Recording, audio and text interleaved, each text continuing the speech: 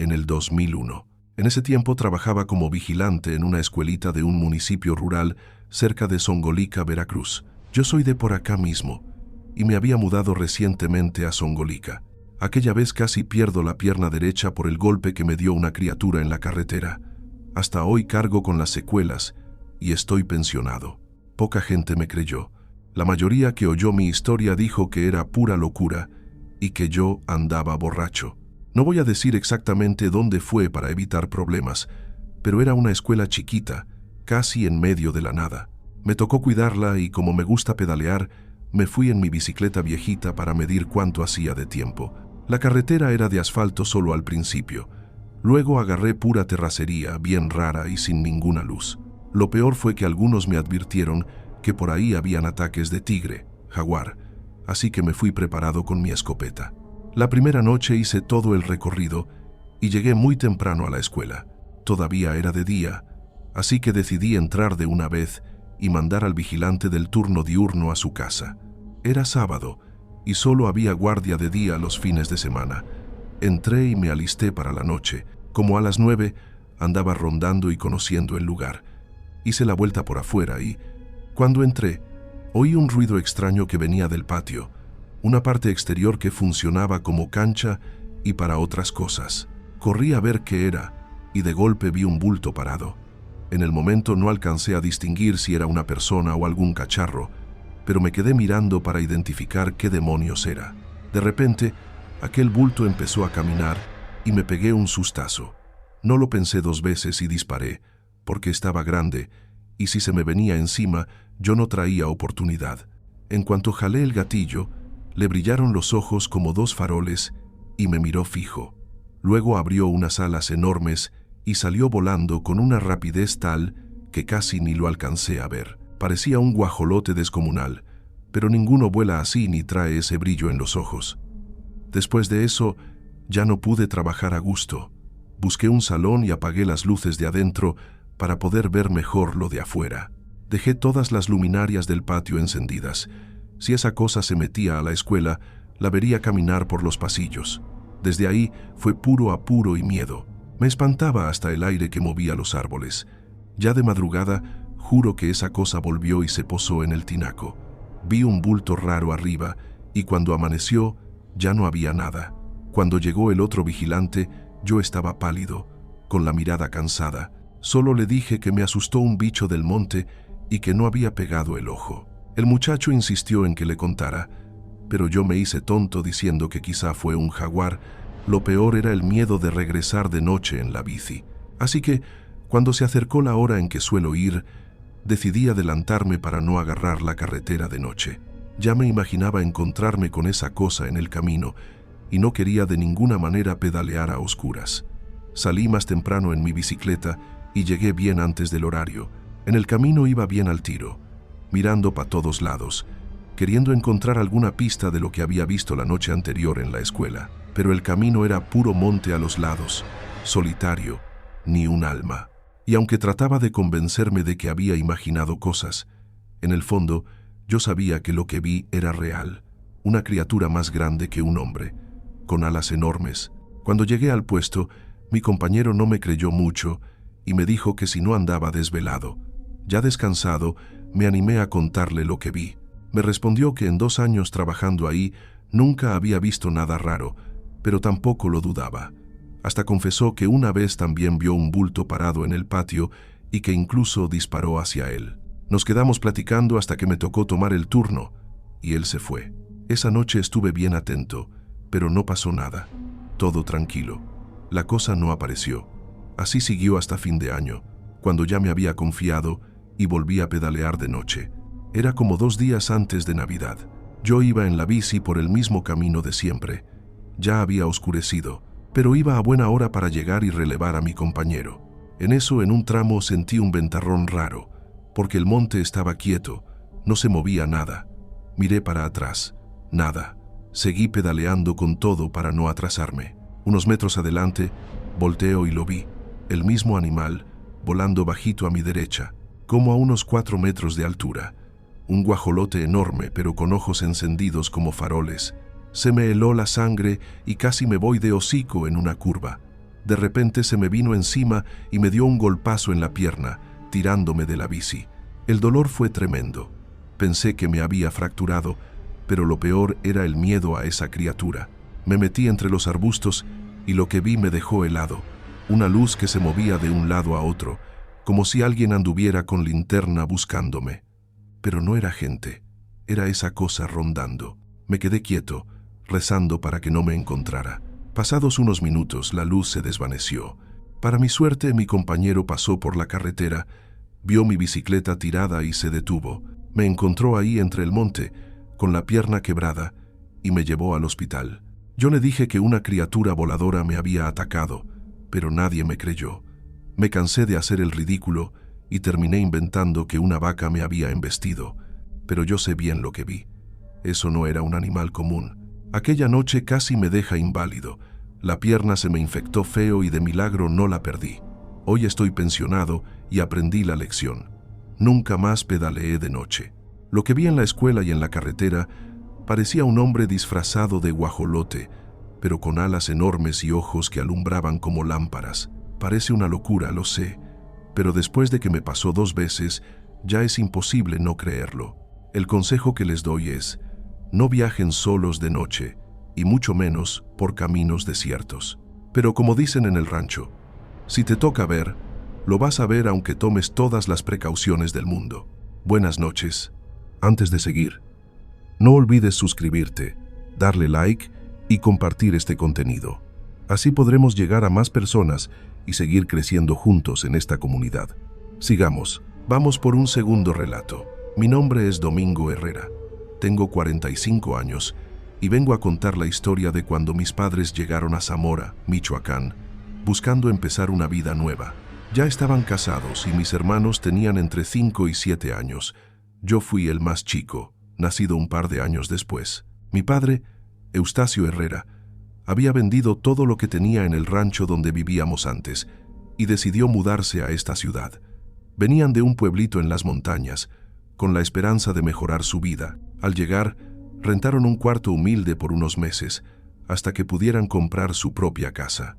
Mi padre había vendido un terreno grande con todos los animales que criaba, y con ese dinero pensaba invertir en un lugar fijo, pero los precios estaban muy altos, así que pasaron casi 5 meses hacinados en aquel cuartito rentado, hasta que un día mi padre encontró una casa muy barata en una calle sencilla, de esas que parecían olvidadas. Era una casa chica y vieja, pero lo que le llamó la atención fue el terreno amplio que tenía atrás, porque soñaba con volver a criar animales, su verdadera fuente de sustento. Apenas una semana después de haberse mudado, mi madre, Leonor, ya se quejaba. Le decía a mi padre que no le gustaba quedarse sola en esa casa, que sentía un frío extraño en las piernas, como si algo malo la estuviera rondando. Mi padre le restaba importancia y le decía que con el tiempo se iba a acostumbrar. Esa misma semana compró algunos puercos y gallinas y comenzó de nuevo con el trabajo. Poco a poco, la vida parecía componerse y la compra de la casa se veía como una buena decisión. Hasta que un día, mientras mi madre tendía la ropa en el patio, escuchó a 2 vecinas chismorreando al lado. Hablaban de nosotros y de la casa, y una de ellas dijo en voz clara: ¿quién fue el loco que se atrevió a comprar la casa de las brujas? Mi madre trató de poner más atención, pero solo alcanzó a oír eso. Desde aquel día, su desconfianza creció todavía más. La casa tenía apenas 2 cuartos, una sala y la cocina. Mis hermanos dormían en el primer cuarto y mis padres en el segundo. Y fue allí, una noche, que ocurrió lo primero de verdad fuerte. Mientras todos dormían, mi madre despertó de golpe y vio a una anciana parada a su lado. El grito que soltó fue tan grande que despertó a toda la casa. Ella señalaba debajo de la cama y gritaba con desesperación: está debajo de la cama. Mi padre se levantó sobresaltado, encendió las veladoras y lámparas de petróleo y revisó toda la habitación, pero no había nada, ni debajo de la cama, ni en el resto de la casa. Mi madre, sin entender lo que había pasado aquella noche, ya no pudo volver a dormir. Se quedó temblando del susto y al día siguiente nos contó lo que había visto. Según ella, era una anciana vestida de gris, con una expresión de rabia tan fuerte que parecía querer hacerle daño. Cuando soltó el grito, esa visión se desvaneció y pasó a estar debajo de la cama, pero ahora con la fuerza de alguien joven. Todo ocurrió tan rápido que no podía ser cosa de este mundo. Esa misma semana mi padre, Eustacio, comenzó a notar que sus animales estaban desapareciendo. Cada día faltaba una gallina. Indignado, pensó que era algún ladrón que entraba de madrugada. Intentó de todo para descubrir quién era, pero nada funcionaba, y el corral seguía quedándose vacío. Ya desesperado por las pérdidas, habló con un vecino. Fue entonces cuando se enteró de la verdadera fama de la casa. Le dijeron que hacía como 10 años ahí habían vivido 2 hermanas que todos en el pueblo conocían como brujas. La gente les temía porque decían que tenían poder para embrujar a cualquiera. Eran conocidas por ser crueles y sangrientas. Se contaba que devoraban animales y que si alguien aceptaba un regalo suyo, terminaba enfermo. Una vecina había recibido un vestido de una de esas mujeres y al llevárselo a casa, cayó gravemente enferma. Nadie podía curarla hasta que su hermano fue con un curandero de otro pueblo. Ese hombre rezó por ella, le dio un remedio y le advirtió al hermano que haría oraciones fuertes para romper el maleficio. También le dijo algo más, que si las brujas no se marchaban, la tierra misma se abriría para tragárselas vivas. La mujer mejoró ese mismo día, y una semana después, las brujas ya no estaban. Cuando los vecinos entraron a la casa, no había fogón, no había comida cocinada, solo un hedor apodrido. Todo parecía abandonado de la noche a la mañana. Jamás se supo a dónde se habían ido. Cuando mi padre oyó esa historia, se convenció de que algo de cierto debía haber y decidió hacer una novena de 9 días para limpiar la casa. Mi madre aún veía y sentía la presencia de esas mujeres, pero con el tiempo fue menos. También dejaron de desaparecer animales. Un año después, durante una limpieza en el patio, mi padre encontró un hoyo estrecho junto a la pared del cuarto. Al principio pensó que ahí se metía algún animal, pero cuando empezó a cavar, encontró huesos humanos. Al seguir escarbando, aparecieron más. Los vecinos, horrorizados, lo ayudaron a sacarlos y los llevaron al panteón del pueblo. Todos decían que aquello era la prueba de lo que el curandero había advertido. La tierra se tragó a esas 2 brujas. Nadie supo nunca cuáles fueron sus pecados para acabar así, pero la gente estaba segura de que se lo tenían bien merecido. Mi padre, terco como era, nunca quiso dejar la casa.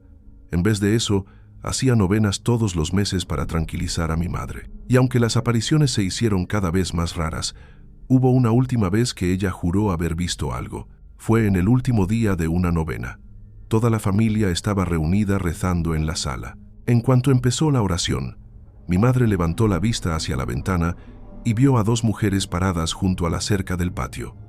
Juró que estuvieron allí toda la novena, mirándola con unos ojos llenos de odio. Aguantó como pudo.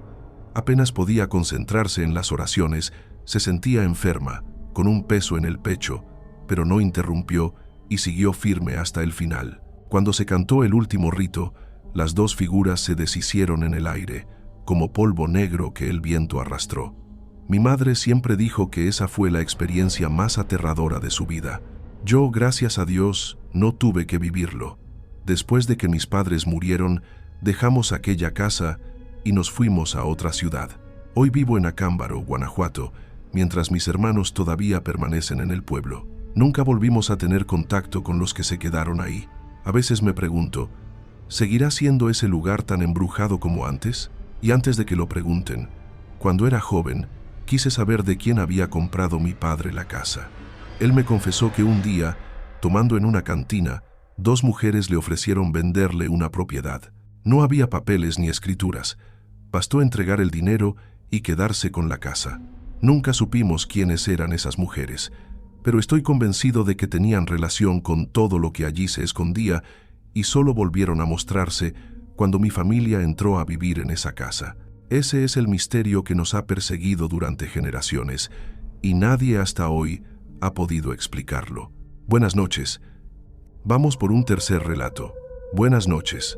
Me llamo Hilario Martínez y vivo actualmente en Poza Rica, Veracruz.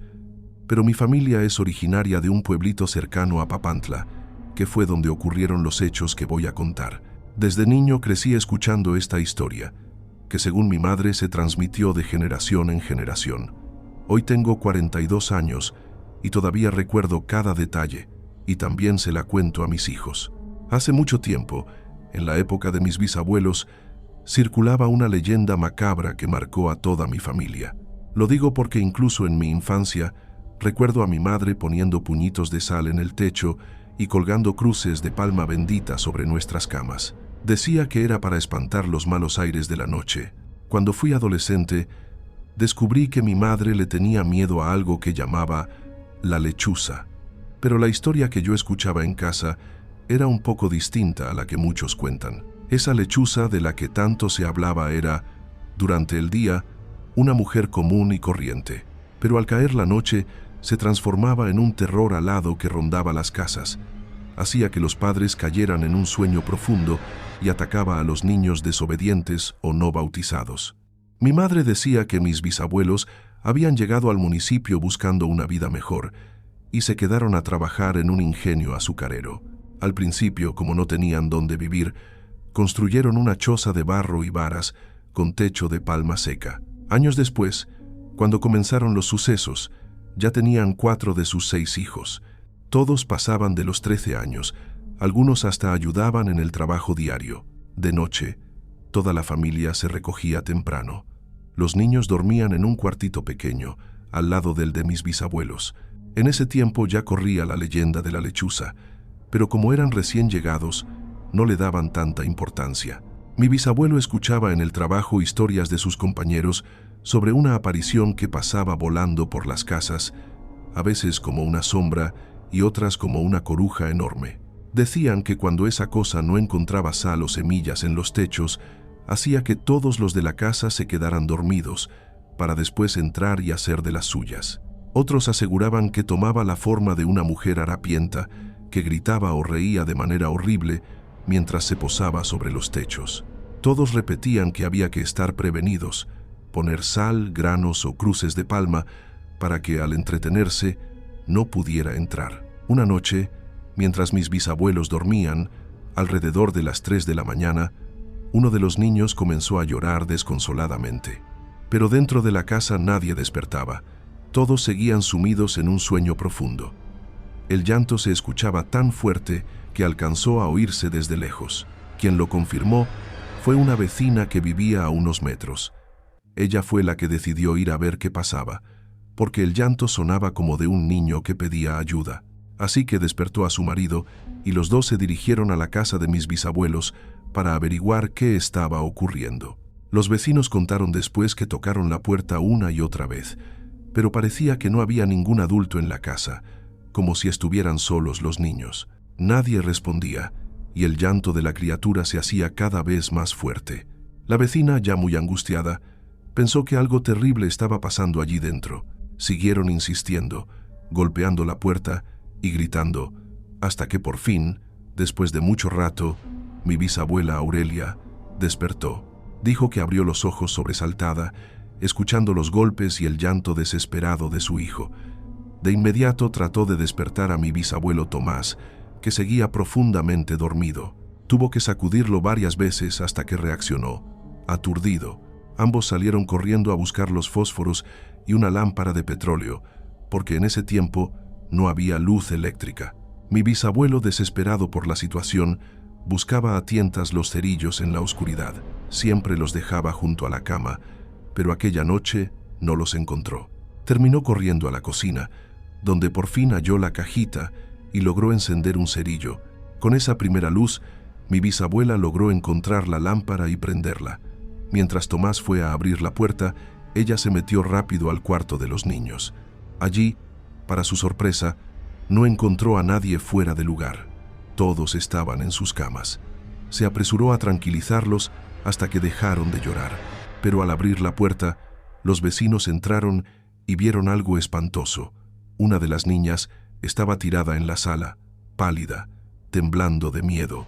Nadie entendía cómo había salido de su cama y llegado hasta allí. Cuando lograron calmar la situación y encendieron más lámparas, los niños hablaron. Dijeron que durante la noche escucharon pasos dentro del cuarto y que incluso vieron una figura de mujer paseándose entre ellos. Contaron que era una mujer harapienta, con el rostro oculto por las sombras.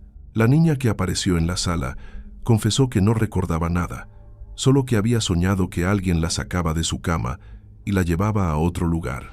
Todos quedaron convencidos de que lo que había entrado a la casa era la lechuza, esa bruja ave que ya se comentaba en el pueblo. A pesar del alboroto, mis bisabuelos no escucharon nada aquella noche. Como embrujados, dormían a pierna suelta. Después de aquella experiencia, no volvieron a dudar de las historias. Los vecinos les dieron consejos para protegerse. Colgar cruces de palma bendita en cada puerta y cuarto.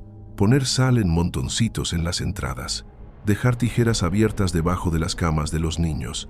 Les advirtieron también que la lechuza buscaba casas donde había niños sin bautizar, y mis bisabuelos confesaron con vergüenza que ninguno de sus hijos lo estaba, porque nunca habían podido pagarle a un padre para hacerlo. Esa fue la razón, dijeron los viejos del pueblo, por la que aquella cosa entró en su casa esa noche.